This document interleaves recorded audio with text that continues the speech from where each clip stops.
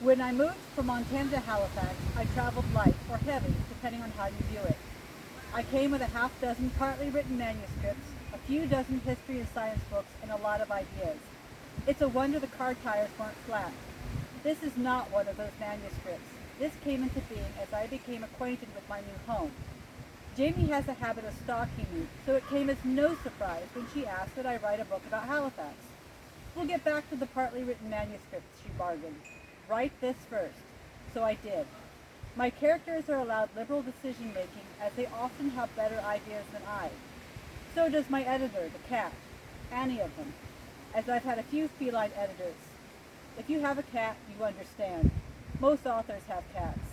There's something about the combination of writing and having cats. Maybe it's their continual observation or their helpfulness in correcting or adding to text. They can be very hands-on.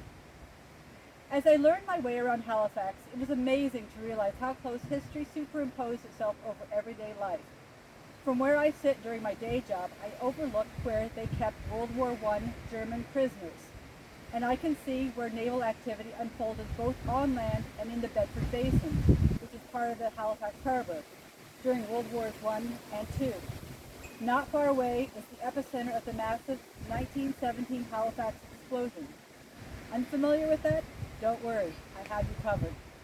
Again from my desk, I watched archaeologists unearth a guardhouse from the 1700s, shortly after the city was founded. It helps that I sit in a tall building.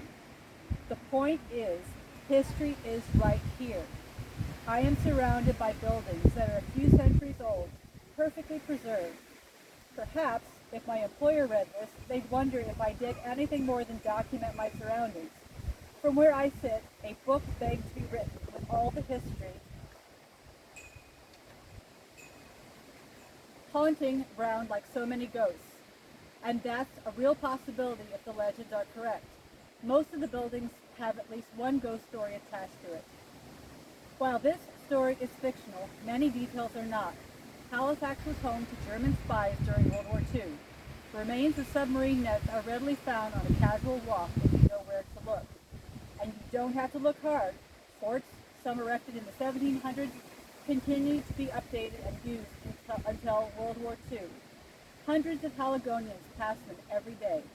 Cannons, cannonballs, ship anchors, and such have integrated with the city's infrastructure. From the Citadel, a cannon is fired ceremonially every day at noon, except on Christmas. Some take history for granted. Who shouldn't? Halifax is not unique in its history, and yet it is. So much, so close at hand. It has evolved into a modern city, but hiding closely under the veil of a modern facade is a history that cannot be erased. Jamie asked that it not be erased, but rather amplified, and in it she asked that I tell a story. This is that story.